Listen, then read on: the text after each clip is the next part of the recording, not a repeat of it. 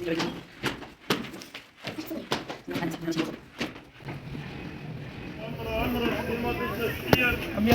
شحال البطيشه؟ 80. 80. 9 دراهم. قرعه 160.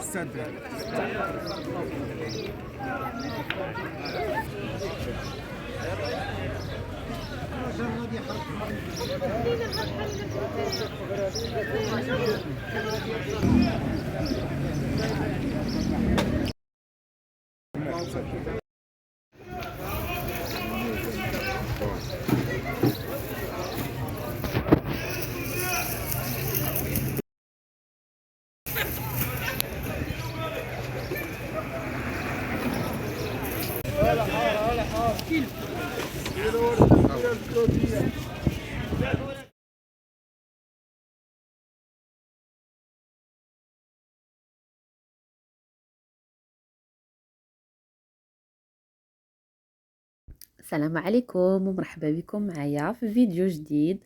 هذا النهار كما شفتوا مشينا للسوق، تقضينا شويه ديال الخضره، الحمد لله الخضره ترفقات، اثمنه مناسبه. غادي نقدم معكم وصفه ديال سفرجل باللحم للغدا، واقتراح ديال وصفه عشاء اللي هو طاكوس منزلي سهل وخفيف.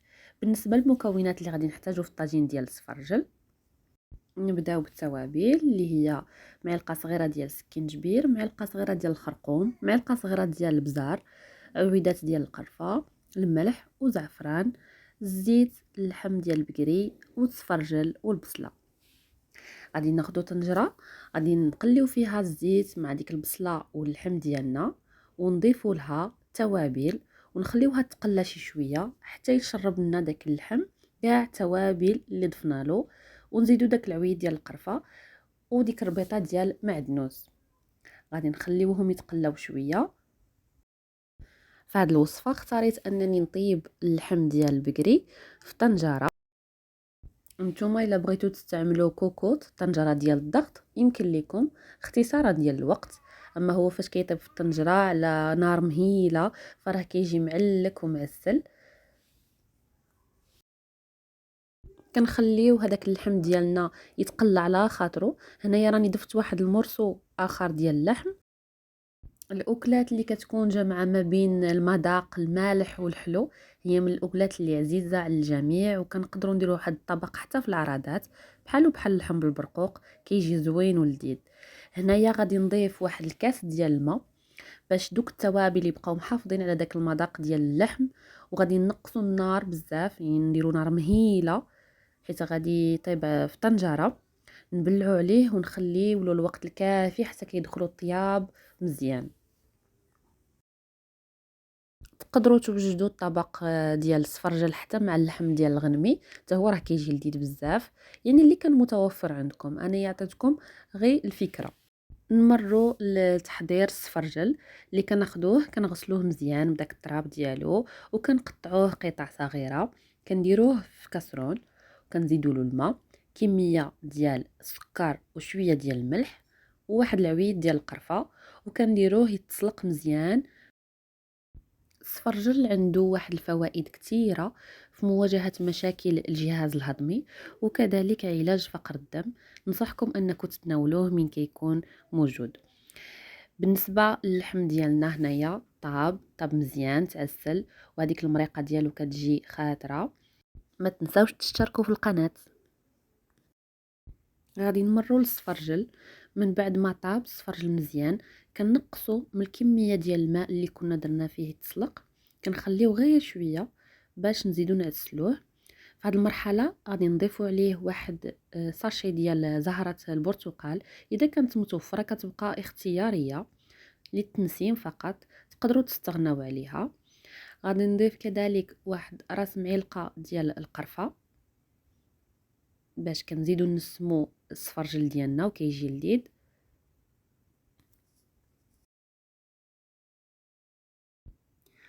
ونزيدو نضيفو كميه ديال السكر سنيده باش كيزيد يتعلك ويتعسل. الكميه ديال السكر كتبقى على حسب الذوق، تقدروا تزيدوا ولا تنقصوا. غادي ناخدو من المرق ديال اللحم اللي طابلنا فيه، وغادي نزيدو نضيفوه على السفرجل باش حتى السفرجل ديالنا ياخد المذاق ديال اللحم ودوك التوابل اللي طابوا فيهم. هاد الطريقه صراحه كتجي لذيذه بزاف، نتمنى ان شاء الله انكم تعسلوه بهاد الطريقه، وإلا نتوما كديروا نفسها خليوا لي في التعاليق باللي كديروا نفس الطريقه. غادي نخليو السفرجل ديالنا واحد المده ديال 4 حتى ل 5 ديال الدقائق حتى كيزيد يتشرب من هادوك المكونات اللي ضفنا عليه. ما نكترولوش في الوقت ديال الطياب، يعني غير نشوفوه تعسل مزيان باش يبقاو محافظين هادوك المرصويات ديال السفرجل على الشكل ديالهم. وما نحركوهش حتى بالملعقه، من الاحسن نحركوه غير باليد ديال الكاسرول ولا ديال المقله اللي عسلنا فيها، ونتلاقاو في الطبق النهائي. كما كتشوفوا الطبق ديالنا ها هو وجد.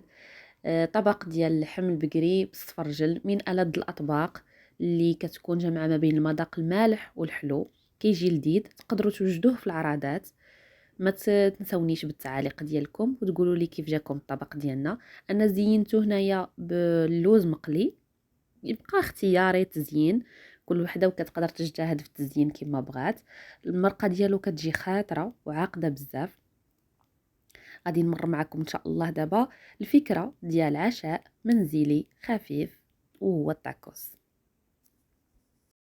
بالنسبه للتاكوس اللي ولات الاكله العزيزه على الصغير والكبير، كنقدروا نقترحوها في وجبه غداء ولا في العشاء.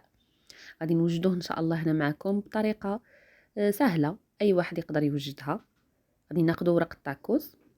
هنايا الدجاج سبق لي شحرته مع بصله والثوم، ملح، سكينجبير، بزار وشويه ديال توابل ديال الشاورما اللي تقدروا تاخذوهم من عند العطار.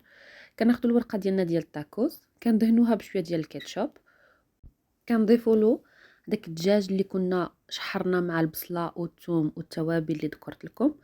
تقدروا توجدوه حتى بالكفته لحم مفروم ولا بلا داند، حتى هو كيجي لذيذ. باش ما كيجيش الطاكوس ديالنا ناشف، ضروري من لاصوص فروماجير اللي غادي نحضرها معكم هنايا بطريقه سهله.